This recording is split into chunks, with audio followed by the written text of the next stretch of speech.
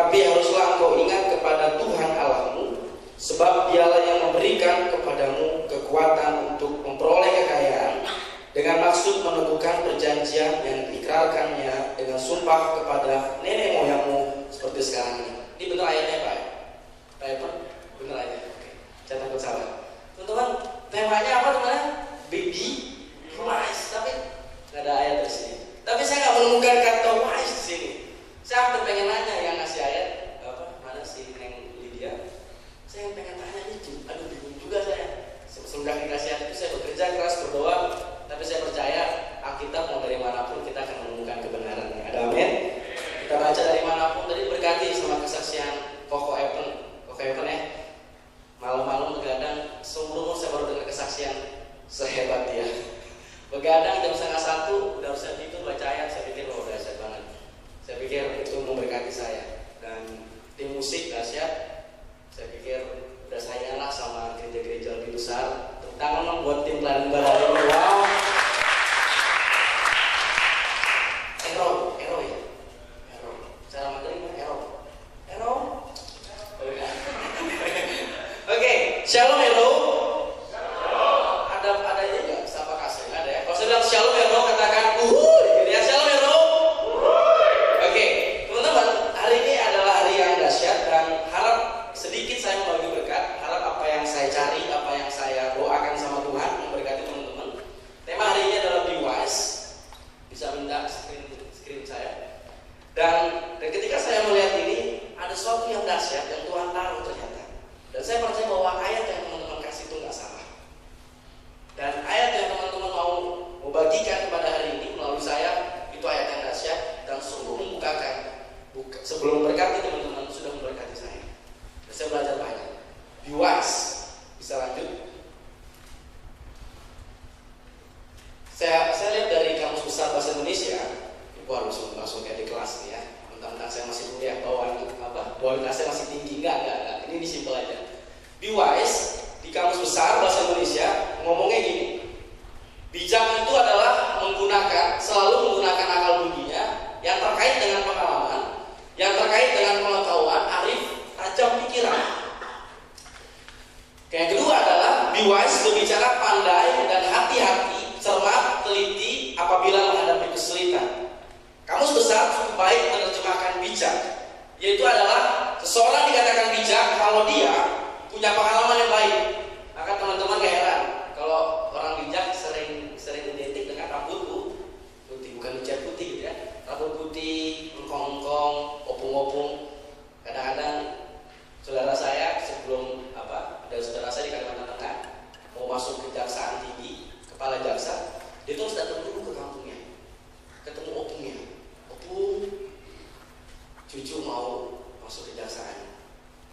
Dan secara manusiawi, secara umum memang kita melihat orang bijak itu orang yang tua, orang yang pengalaman.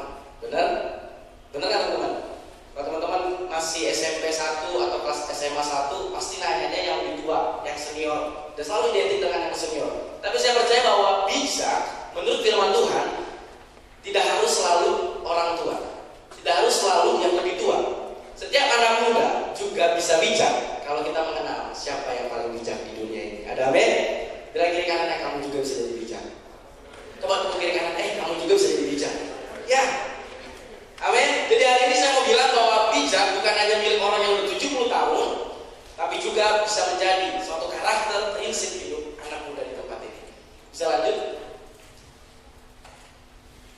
Nah, kemarin sebulan saya di Harvest dan saya bingung mencari konteks Deuteronomy atau ulangan dan saya menemukan di ini favor banget saya bisa belajar di Harvest dan cara ngajarnya enak banget. Teman-teman yang sedikit kesaksian selama sebulan itu teman-teman dari Jerman, Kanada datang ke situ itu bukan sekolah teologi teman-teman, tapi orang yang anak teknik, anak komputer yang masuk dalam suatu Harvest, ministry bareng, belajar Bible bareng, pelayanan bareng.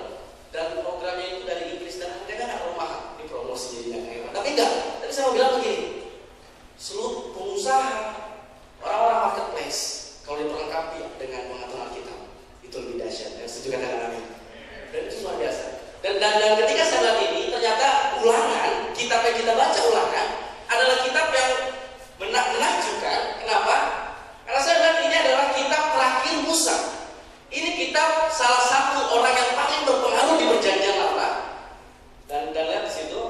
Kita All Times Greats, ini termasuk Moses Greatest Hits. Kalau album itu, ini kompilasinya Musa. Kita baca yang Musa tulis, kejadian, keluaran. Lalu ini kan pengetahuannya. Ketiga apa? Imamat. Sedikit pengetahuan keempat di bilangan. Kelima ulangan. 5 kitab berbicara penciptaan, kejatuhan manusia. Oh ya, terima kasih. Bisa langsung ya? Oke. Akhirnya dikasih kuncinya. 5 kitab ditulis oleh Musa, 4 kitab ditulis Dasyat, dan kitab terakhir ini kitab untuk menuju yang namanya Promised Land, tanah perjanjian. Dan luar biasanya, kitab ini adalah kitab yang saya mau bilang, kitab persiapan untuk masuk tanah perjanjian. Kitab di mana kitab yang tidak biasa, kitab yang Musa ingin tulis, ada 4 khotbah Musa dalam satu kitab ini, mengingatkan penciptaan, mengingatkan pertolongan Tuhan keluar dari Mesir, sampai akhirnya persiapan mereka untuk masuk tanah perjanjian. Tapi satu yang ironis teman-teman, saya mau bilang ini sedih. Ini kitab yang sedih, karena kitab ini menceritakan sang penulis kitab nggak masuk ke Mesir. Kenapa? Musa dibilang orang yang paling lembut hatinya. Mungkin teman-teman sering senang cewek-cewek, senang yang cowoknya lembut hatinya atau yang kasar hatinya. Lembut, ya kan? Sayang udah makan belum? Sayang udah mandi belum? Ya mandi ditanyain. Tapi rata-rata kita senang sama yang lembut, yang bijak. Tapi Musa, kita mau bilang sama saya, mau bilang kepada kita, di kitab ini, satu kali Musa salah terhadap Tuhan Allah, dia kurang bijak sekali saja, dia nggak masuk tanah perjanjian. Ketika Musa tulis ini mungkin dia bilang, kamu tuh masuk tanah perjanjian, jangan ulangi kesalahan saya. Kamu ini bangsa Israel yang masuk tuh hanya Yosua, nama saya lagi, dan Kaleb, dan new generation, generasi baru yang masuk tanah perjanjian. Generasi yang tua yang gak percaya semuanya gak masuk tanah perjanjian. Maka bilang sama saya, yang percaya yang masuk tanah perjanjian. Sama-sama bilang sama saya, yang percaya yang masuk tanah perjanjian. Orang semangat sekali lagi, yang percaya yang masuk tanah perjanjian. Ya. Saya percaya tanah perjanjian bukan hanya cerita masa lalu. Yang saya percaya adalah Promised Land juga milik Anda dan saya. Tanah perjanjian juga milik Anda. Anda yang mau usaha, Anda yang mau kerja, Anda yang mau kantoran, Anda harus mendapatkan tanah perjanjian itu. Memang iya, Anda mungkin tanya sama saya, diselamatkan, percaya, hidup kekal, benar. Tapi lihat, Israel keluar dari Mesir, anugerah keselamatan. Tapi masuk tanah perjanjian, itu peperangan. Saya mau bilang, selamat kasih karunia grace. Tapi setiap Anda harus masuk tanah perjanjian pribadi dengan Tuhan. Dan itu butuh peperangan. Dan itu butuh satu karakter yang kita pelajari. Be wise. Nah, saudara yang dikasih dalam Tuhan, kitab ini ditulis tahun 1260 BC, before Christ.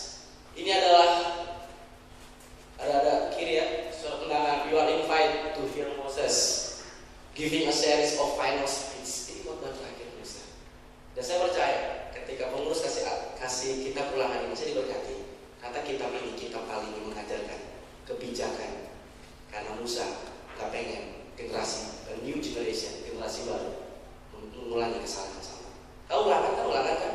Jadi setiap detail itu ditulis. Kenapa saya ingin kasih tahu ini? Supaya teman-teman nangkep konteks sebelumnya.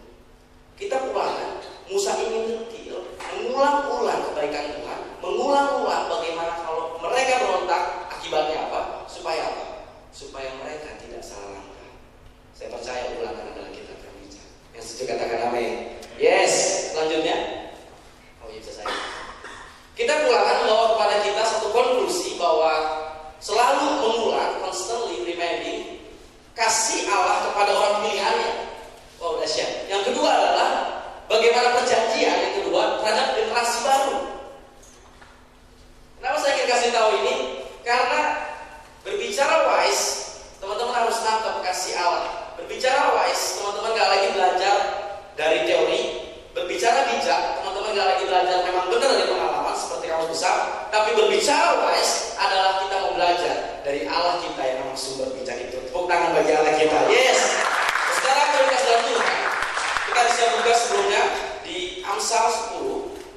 Amsal 10 ayat 8. Minta cowok-cowok bijaknya baca Amsal 10.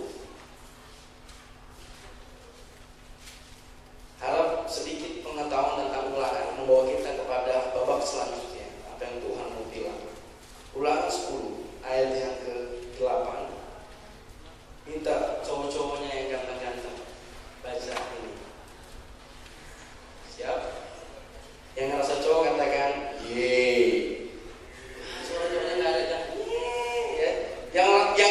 cowok katakan yeay. Oke, 2, 3. Ini hari Valentine, disuruhnya mau Alkitab atau mau coklat kok. Tadi bilang kiri kanan, gue tobat. Tuhan sudah mau datang gitu. Bilang kiri kanan, tobat gitu. Aduh, ngeri banget. Coba ya kita baca. Jadi ada yang banyak yang bawa nih. Oke, nggak apa-apa lah. Itu bukan kerja saya. Amsal 10 ayat 8. Kita baca sama-sama aja deh. 2, 3. Siapa bijak hati memperhatikan perintah-perintah, tetapi siapa bodoh bicaranya akan jatuh. Sekali lagi ya, one more. 2, 3. Siapa bijak hati memperhatikan perintah-perintah, tapi siapa bodoh bicaranya akan jatuh. Kasih ngomong bodoh jangan lebih kencang ke kiri, ntar temennya tersinggung. Tapi siapa bodoh jangan gitu, bahaya. Saudaraku, kata bijak, saya ngomong bodoh lagi. Kata bijak itu dari bahasa Ibrani adalah hakam. Agak sedikit Arab-Arab dikit kok, kayak sholat Jumat. Katakan sama saya hakam. Yang ceweknya ngomong hakam. Jadi kalau mau cari cowok bijak, tanya dulu, yang kamu hakam nggak? Ya kan? Yang punya pacar boleh angkat tangan. Yang punya mantan pacar jadi istri boleh angkat tangan. Wah, sih itu. Mantan pacar. Tapi nggak ada pacar baru ya Pak? Nggak ada pacar baru. Yang punya pacar boleh angkat tangan. Yang hampir punya pacar. Yang hampir pacarnya mau putus. Pokoknya nyuruh saya. Hakam, ternyata Alkitab dari bahasa Hebrew bilang bijak itu adalah kemampuan, skill. Bijak itu juga able dan experience. Saya lupa catat di sini. Ternyata dari kata hakam, bijak itu adalah experience, bijak. Banyak orang bilang, gue tuh udah pengalaman diputusin pacar, bener gak? Saking putusin pacar, akhirnya banyak cowok Bandung jadi ngondek, yang ngondek tobat. Ya kan? Pak, saya udah diputusin pacar kok, udah bos sama pacar. Cewek mah gitu-gitu doang, tahunya nyakitin saya. Dengan cowok yang ngerti saya. Ketika saya ke Bandung, ke daerah mana itu yang keju Matahari, sama teman-teman saya yang teman-teman saya dari Jakarta, ke ini kok, ke yang Matahari, tahu ya Matahari, tempat yang kalau beli roti tapi kejunya banyak. Saya mah bilangnya itu mah beli keju pakai roti, bukan beli keju pakai roti. Ketika saya di situ itu semua, bangsa sama. Ketika saya ke Matahari, saya ngeri ngeliatnya, ngeri beneran. Beneran ngeri. Ketika saya ke sana, sebenarnya saya nggak pengen lucu, tapi ketika saya ke sana, teman-teman udah pengalaman yang ketawa nih. Setiap malam, pas malam saya datang, itu yang ngondek banyak bener. Itu bujuk buneng, bahasa Betawi itu. Jadi romantis banget makan keju, cowok-cowok, gagah, berotot kayak kamu deh, berotot. Tapi suap-suapan.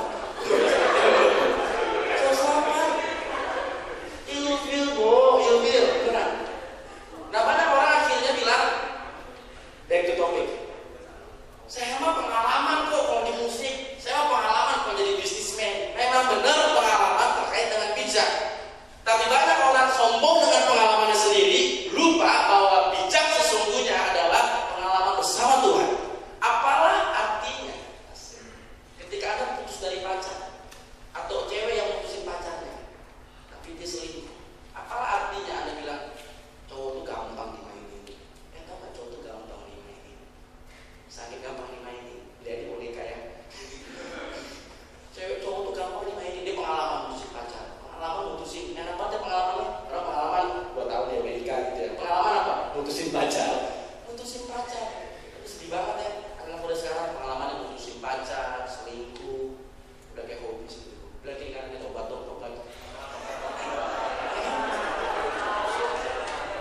Pengalaman tanpa pengalaman bersama Tuhan, pengalaman tanpa respon dengan Tuhan akan menjadi pengalaman duniawi, pengalaman yang Anda senang dengan diri Anda mungkin seperti nasihat. Waktu saya SMA, saya senang banget ada teman saya, mohon maaf, dia orang Hindu.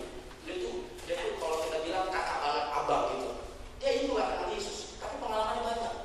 Dia kalau ngomong tuh, ada nggak di sini kalau ngomong kayaknya semuanya tahu gitu punya. Ada nggak yang so tahu? Tanya kayak kamu so tahu nggak? Kalau ngomong tuh kayaknya tahu dah, dari dunia tuh A sampai Z semuanya tahu. Kadang-kadang saya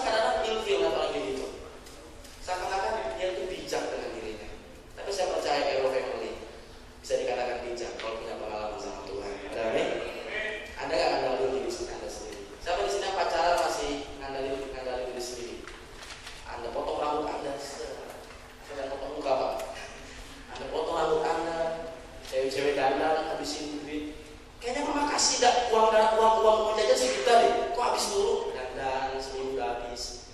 Ada yang mengikat pacar Anda dengan usaha Anda. Saya mau bilang, bijak itu adalah Anda utamakan dulu.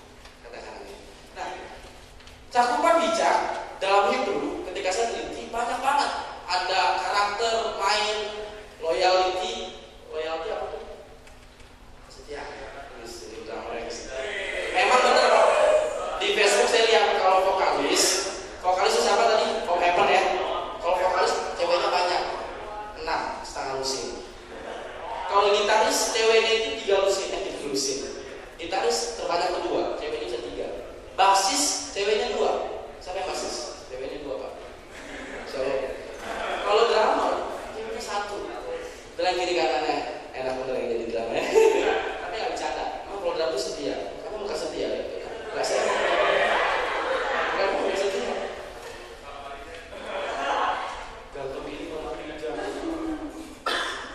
Kita kembali ke Ulangan 8 ayat 17 sampai 18.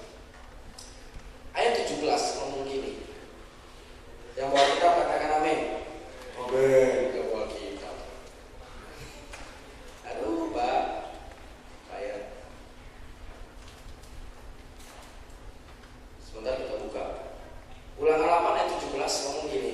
Maka janganlah kau katakan dalam hatimu, kekuasaanku dan kekuatan tanganku lah yang membuat aku memperoleh kekayaan ini. Agak bingung karena pengurus ngomong gini, kakak Yosua. Iya. Kak, tolong dong kaitin dengan pacaran. Sok ngomong baca. Dari mana saya bisa kaitkan dengan pacaran? Ngomongnya gini loh. Maka janganlah kau katakan dalam hatimu, kekuasaan dan kekuatan tanganku yang membuat aku memperoleh kekayaan ini. Saya muter. Kepala saya muter. Itu balik lagi di sini. Saya nggak ketemu gimana kaitannya dengan pacaran. Tapi nanti kita lihat. Ternyata terhubung. Tapi yang pertama adalah be wise. Yang saya tangkap dari 17 itu berbicara penyerahan penuh kepada Tuhan. Anda bisa bilang bijak dengan pengalaman Anda. Anda bisa bijak dengan Anda belajar teori di sekolah. Salah satu alumnus itu apa ya itu? Bahkan di polisi itu ya. Yang namanya Susenyo. Dia ikut latihan FBI. Wah keren FBI. Ya kan? FBI. Dia ikut latihan FBI selama 3 bulan. Ketika dia balik ke Indonesia, dia menjadi polisi yang paling cepat mengungkap kasus 3 jam. Bayangin, kalau Indonesia kan mengungkap kasus lama ya Pak. Lama. Ngurus SIM aja kalau ketilang lama ya. Digerundul 1 hari, 2 hari. Tapi dahsyat banget. Ketika dia belajar sama FBI, dia cerita 3 bulan pulang, dia bisa mengungkap kasus hanya dengan 3 jam. Saya mau bilang begini, pengalaman bijak juga bisa didapat ketika Anda masuk ke level yang lebih tinggi, belajar lebih keras, dan ketika Anda pulang lebih luas. Makanya kadang-kadang kalau teman-teman atau yang punya saudara pulang dari Amerika, pulang dari Jerman, misalnya sekolah manajemen, pas pulang ke Indonesia bikin usaha ini, kadang-kadang kita ngomongnya gitu kan, dia tuh udah makin wise ya, mukanya kelihatan wise. Kenapa? Palanya kinclong. Bukan dari kinclongnya kepala, tapi dari apa? Dari kemampuan yang able. Nah, saya mau bilang wise yang menurut Tuhan adalah berbicara penyerahan penuh kepada Tuhan. Katakan sama saya, penyerahan penuh sama Tuhan. Anda bisa dibilang wise, memang benar Anda main musik udah hafal kuncinya. Siapa namanya sih? David ya? Yang main piano ya? Saya tanya David itu jago ya main gitar ya? David mah jago main semuanya. Main kamu juga dong.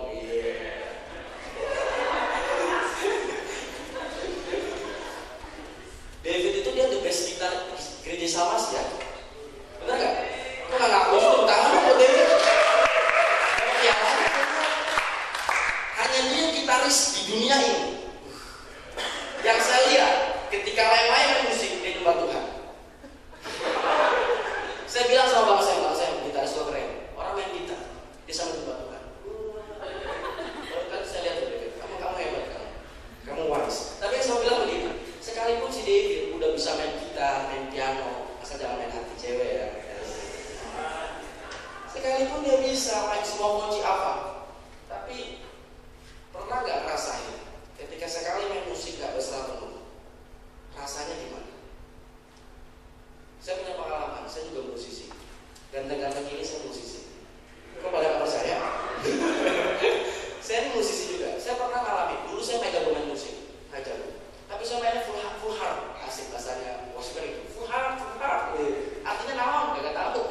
Full hard. Wah mainnya full hard. Kunci C, D, mau kemana full hard. Tapi ketika saya semakin jago, saya pernah ngalamin nyesel sama Tuhan. Udah jago, saya nggak lagi dari Tuhan. Saya nggak lagi Tuhan. Akhirnya saya ngerasa apa? Saya nyesel sama Tuhan. Dirimu paling tahu wise yang sesungguhnya itu apa. Bijak bukan bersandar kepada pengalaman. Bijak bersandar kepada Tuhan. Ada amin? Ketika engkau dapat pacar, engkau mungkin mukanya jelek, tapi dapat pacar yang cantik. Amin. Engkau bisa bilang, Tuhan, aku tahu engkau berikan yang cantik, karena bukan karena jeleknya aku, bukan karena kekuatan aku ya. Tidak, bukan karena jelek aku Tuhan, tapi karena aku bersandar penuh sama Tuhan. Tepuk tangan bagi Allah kita. Yang jelek jangan minder, yang pesek jangan minder, karena Tuhan Yesus sudah dekat. Yang kedua, be wise, berbicara pengalaman menyenangkan bersama sang raja. Kenapa saya bilang menurut Alkitab be wise pengalaman bersama sang raja dalam setiap kehidupan? Orang dunia bilang pengalaman dengan orang lain yang lebih hebat membuat kita makin wise. Ada nggak di sini yang sekolahnya mau S2? S2, S3, kok SMA? Iya. S1, S2. Ada yang mau S2 di sini? S3 deh, yang lebih ringan, yang lebih ringan. Nggak ada. Jadi yang S1 angkat tangan yang S1. Kok ini? Ya harus. Tampilannya sih kayak anak kota, tuh saya kayak di Sumba. Aduh bang saya. Enggak, yang S1 siapa S1? Boleh katakan nggak? Para pengusaha semua ya. Hari tamu semua ya. Yang lulus SMA deh, SMA. Kagak ada angkat sih.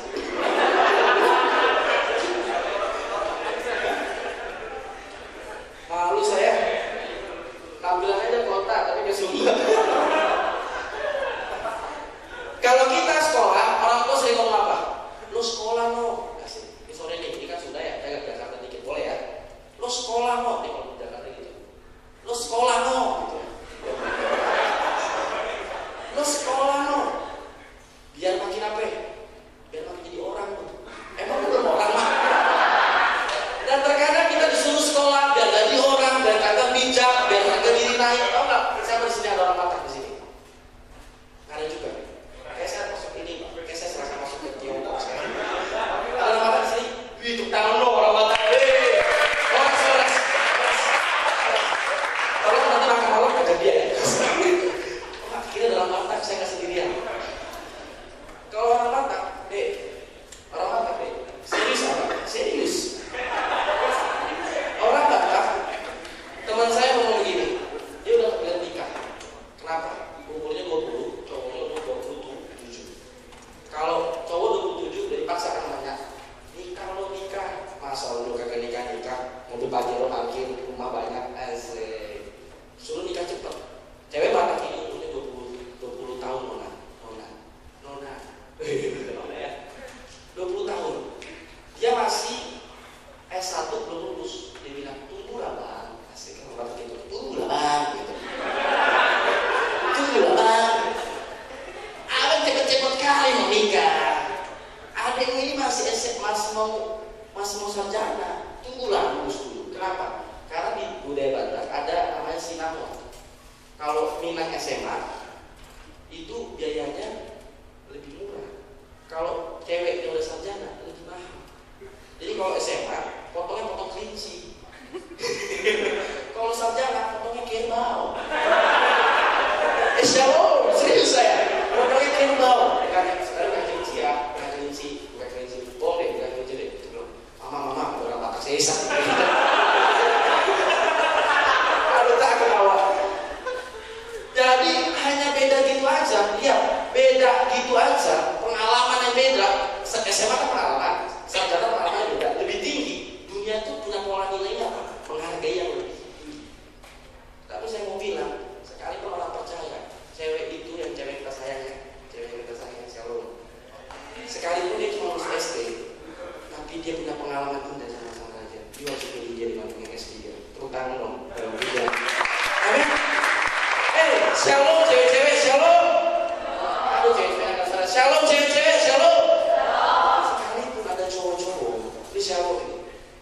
Cowok-cowok itu masih lulus SMA dan kecil tambahan di sini. Terus bau ketek kalau makan. Ada tahu.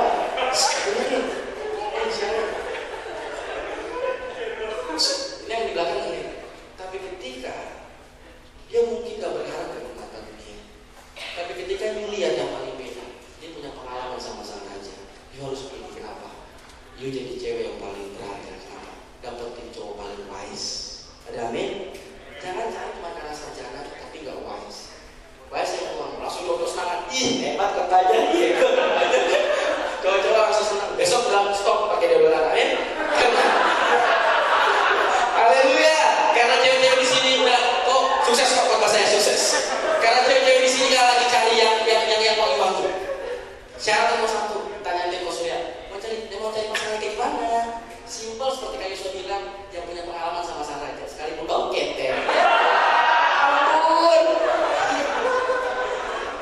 Aduh. Tapi kita mau percaya, pengalaman sama sang raja lebih hebat daripada pengalaman bersama dunia. Tepuk tangan bagi anak kita. Haleluya. Saya mau bilang ini, kenapa? Banyak dunia anak Kristen hancur, kenapa? Dia tidak utamakan bijaknya orang karena pengalaman bersama sang raja Yesus. Dia lebih pilih. Makanya banyak cewek pelayanannya juga. Kalau WL, asik. Kalau WL, kau sembah. Lagi kau sudah kan? Dia kan master WL, asik. Dia kayak master chef kok, asik. Kau sembah. Apalagi sekarang udah percaya kan? Gak perlu pakai deo. Kau sembah yang belakang kiri. Banyak cewek-cewek, cowok-cowok gereja dari sekolah minggu rajin, pemuda rajin, setiap datang panggil shalom, sangat banget. Tapi saya mau bilang teman-teman, banyak di hasil akhir, keputusan terakhir, tekanan orang tua, tekanan lingkungan, sedikit yang nyari teman seiman di gereja. Saya menangis. Teman saya, pelayanan, kakak rohani saya, pelayanan, udah detik-detik akhir mau nikah. Dia pilih yang cewek pilihnya yang lebih kaya, atau kadang-kadang bisa pilih agama lain yang shalom alaikum. Ini serius teman saya dari lulus, saya masih semester 6, saya lihat foto bios namanya Lukas, pacaran nikah sama orang Islam. Kenapa? Kalau cowok tantangannya apa?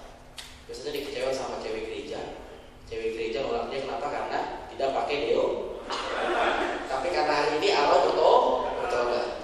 Tapi cowok di gereja saya kecewa. Kenapa? Karena cewek di gereja saya menolak dia. Dia kurang pengalaman sama sang raja. Akhirnya dia cari cewek zebra. Dia cari cewek zebra. Dia pacaran. Akhirnya nikah pula. Aduh. Saya